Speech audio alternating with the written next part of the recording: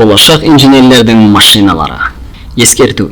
Техникалардың аудармасын Nake Animations арнасы өз нұсқасы ретінде ұсынады. Nake Animations ұсынады. Ассалаумағалейкум, болашақ инженерлер. Бұл жолы ең қызықты машиналарды көрсетеміз. Шағын, өте кішкентай, бірақ өте күшті. Аса үлкен.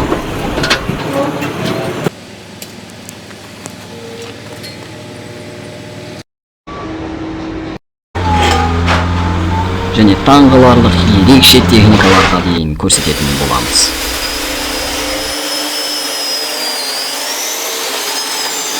Ал кеттік. Мультижүктегіш немесе мультитеррейн лодер. Бейнебаянымыздағы ең кішкентай машинамыз сырт көрініске кішкентай болып көрінгенімен, олар өте күшті, өзінен 2 есе үлкен заттарды көтере береді. Құтты құмырсқа сияқты. Әрі олар өте жылдам, көлемі кішкентай болғандықтан көптеген жерлерде қолданысқа ыңғайлы. Басқа үлкен техникалар кіре алмайтын жерлерге кіріп кете береді. Мысалы, мына бейнебаянымызда мультижүктегіш судағы кеменің ішіне кіріп, құм артуға көмектесуде.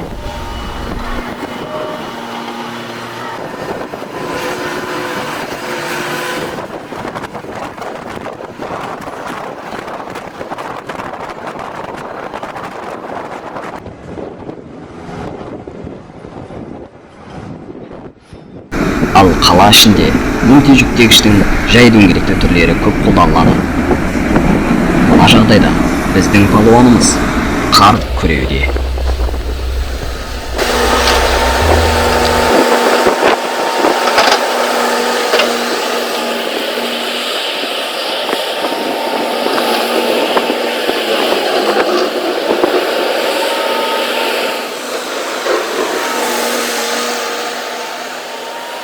Таптағыш немесе роллер.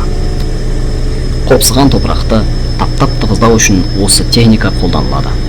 Бұл техниканың алдыңғы арнайы темір дөңгелегі жүрген кезде арнайы діріл тудырады.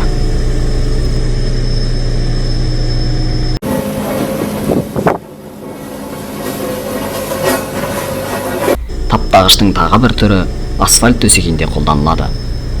Олардың 2 дөңгелегі де темірден болып келеді.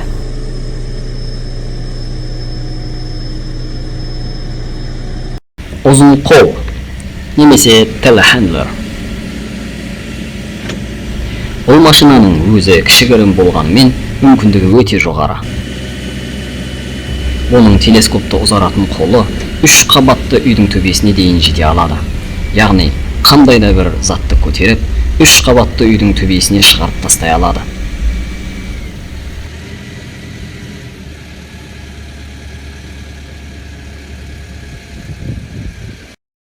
Ал мына бейнеде ойыншық ұзын қолдың жұмысы көрсетілген.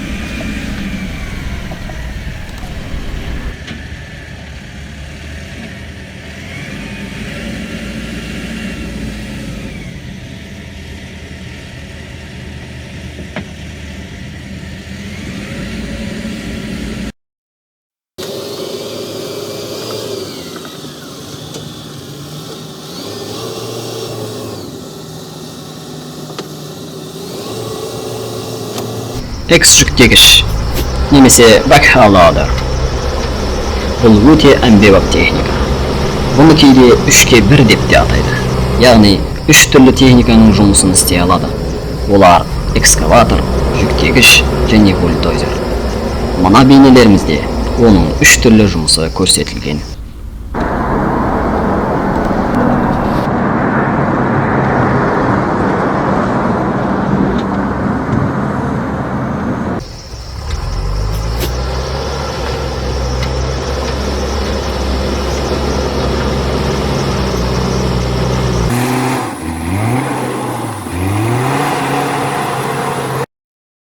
Буынды төкпе көлік немесе articulated truck. Бұл төкпе көліктің басқалардан айырмашылығы, оның негізгі мүшелері буынмен жалғасқан. Сол арқылы бұл көлік қиын жолдармен жүре алады. Әртүрлі ойлы қырлы, шұғыл бұрылысты жолдармен оңай жүреді.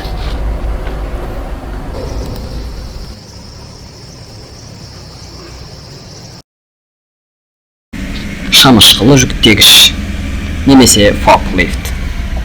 Бұл да ең кішкентай техникалардың қатарына кіреді. Көбінесе қоймаларда тауарларды қойып түсіру арту жұмыстарын атқарады. Аты айтып тұрғандай, алдыңғы екеулік шанышқысымен әртүрлі тауарларды тасый алады.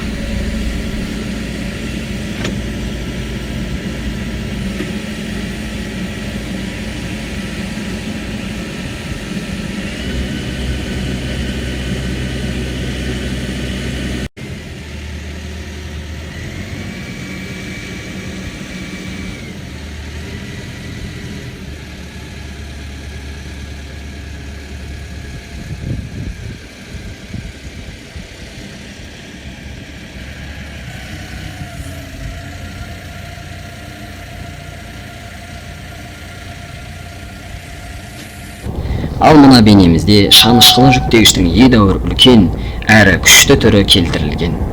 Және ол өзінен де үлкен боп келетін қайықты көтеруде.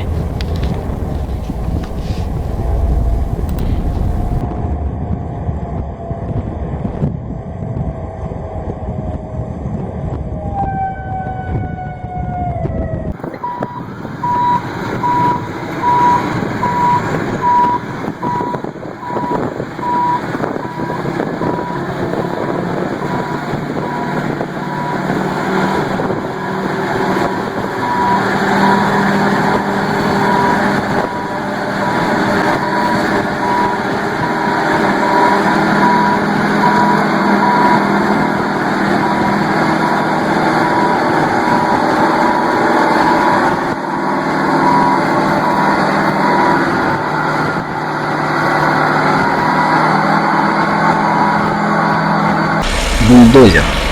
Бұл ең қауқарлы техникалардың бірі. Таудай топырақ үйінділерін сүріп кете береді. Егер қазақша атағанда, оны сүргіш деп те атауға болар еді. Келесі бір бейнеде оның қуатының сондай, топырақпен бірге ағаш тамырларын да сүріп бара жатқанын көреміз.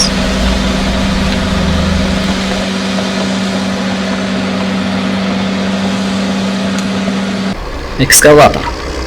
Қазба жұмыстарын жүргізетін негізгі техника. Бұны қазақша қазғыш деп те атауға болар еді. Өйткені бұның негізгі жұмысы қазу. Топырақ, көмір, әртүрлі тау жыныстарын қазуға қолданылады. Және әрине қор қазып қана қоймай, қазған жыныстарын бірден ағытып береді.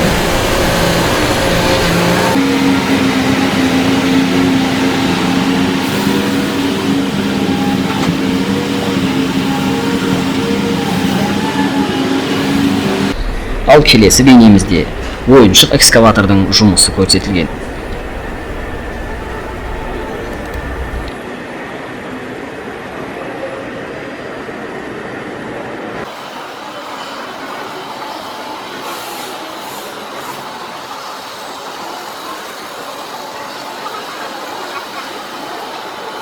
Жүктегіш немесе лоадар.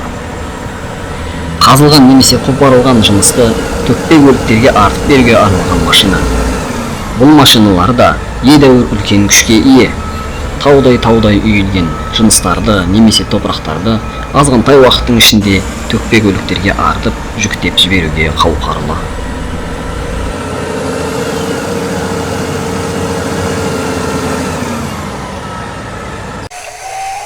Келесі көріністе ойыншық жүктегіштердің жұмысы көрсетілген.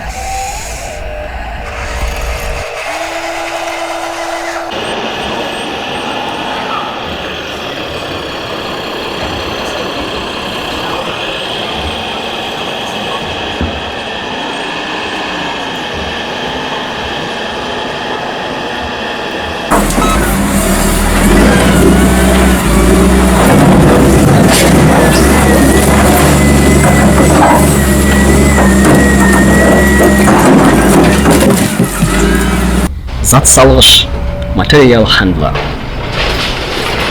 Тізімдегі өте бір ерекше техникалардың қатарына осы зат салғыш кіреді.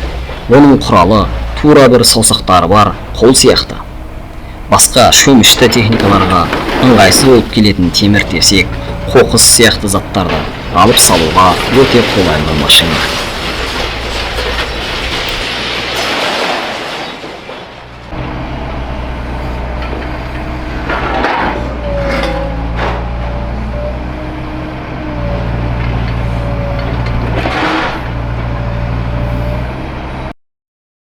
төкпе бөлік немесе трак. Ең алып машиналардың бірі. Бұлардың алыптығы сондай, әлемдегі ең үлкен төкпе 450 тоннаға дейін жүк көтере алады. Бұлардың дөңгелектері бір үйдің биіктігіндей, ал оның жүргізушісі оған міну үшін теппешекпен көтеріледі. Теппешекпен бір үйдің үстіне көтерілгендей болады.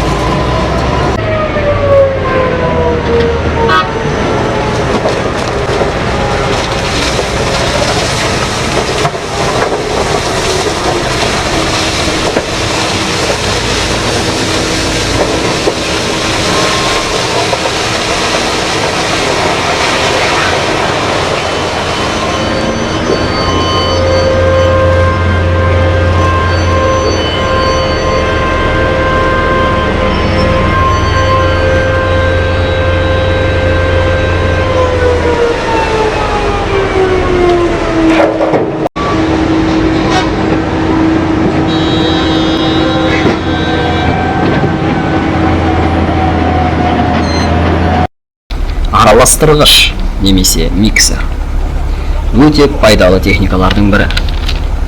Әсіресе құрылыс кезінде көп мөлшерде бетон дайындау үшін осы араластырғыштардың көмегі өте зор. Бұлардың түрлері көп. Бейнеміздегі сулардың әмбебап түрінің бірі. Бұл өзіне шикізатты өзі артып, өзі төгуге мүмкіндігі бар техника.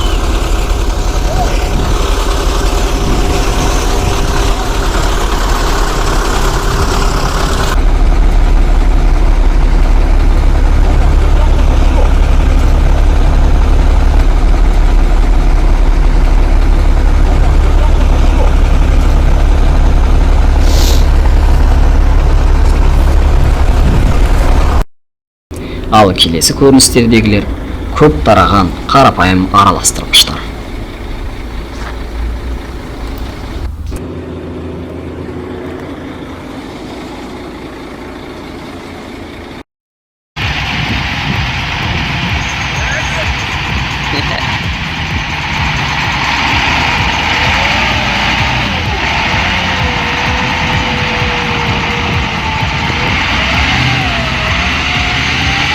Грейдер.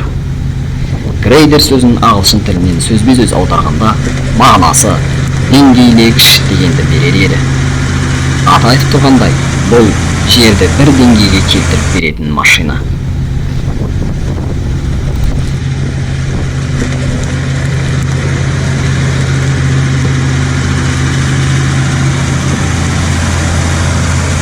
Кран.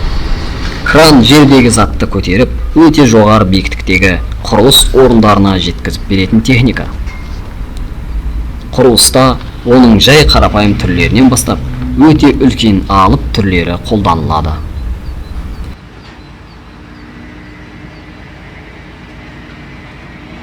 Мына бейнеде өте алып кранның жұмысы көрсетілген.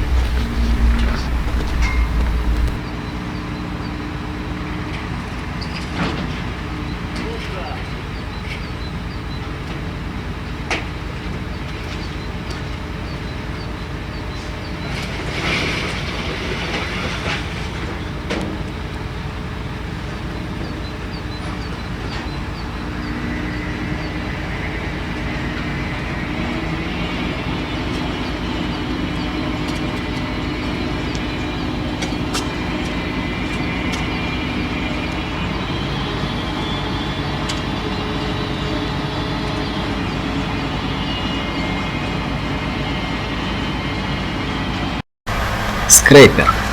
Өте ерекше техникалардың бірі. Әсіресе жол салғанда жердегі артық топырақ қабатын сүріп алып кететін машина. Кей жағдайда олар тізбектеліп, бір-біріне күш беріп жұмыс істейді.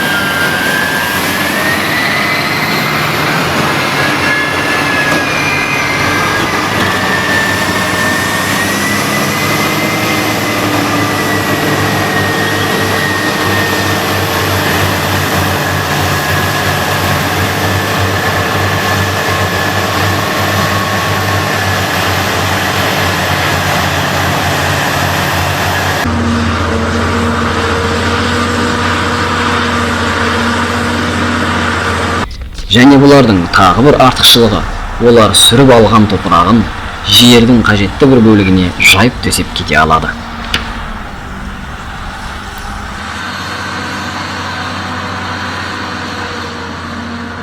Құбыр қойғыш немесе pipe layer. Адам баласына мыңдаған шақырымдарға құбыр қойып беретін машиналар осылар. Сондай құбырлар арқылы адамдар су, газ, мұнай тасымалдай алады. Бұлар керемет машиналар. Бұлардың жұмыстары да керемет.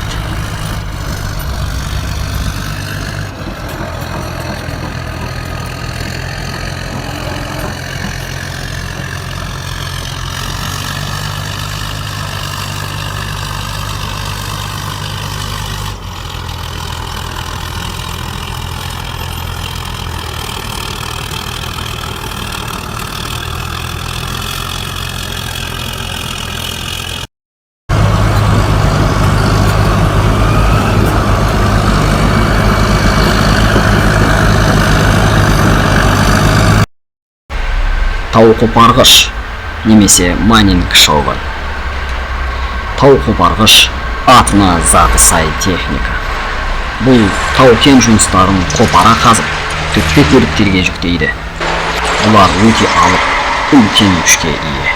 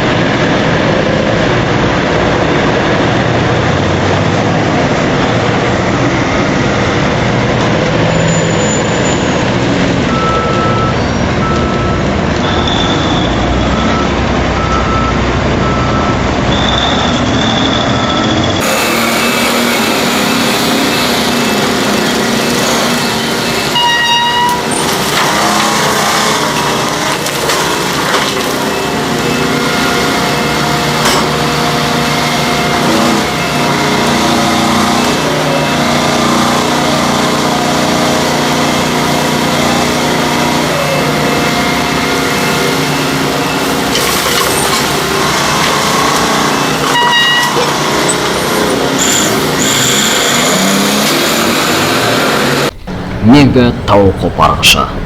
Бейнебаянымыздың соңғы кейіпкері мега тау қопарғышы.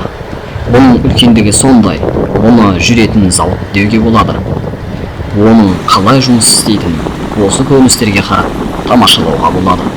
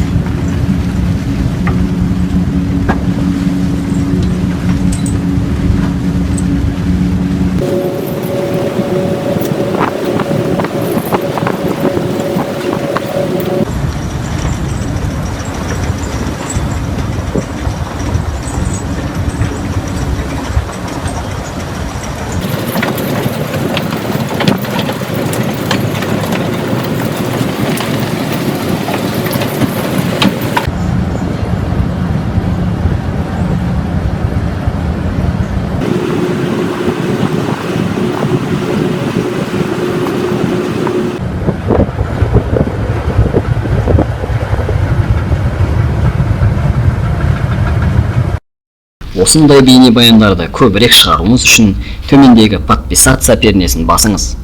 Және осы бейнемізді көбірек балалар көрсін десеңіз, ұнайды пернесін басыңыз. Құрметті Наке Animations арнасының көрермендері, арнамызға қолдау көрсетіп, подписаться және лайк пернелерін басыңыздар. Сонда біз алдағы уақыттарда да күшейіп, неғұрлым көбірек қызықты бейне баяндарды ұсынатын боламыз.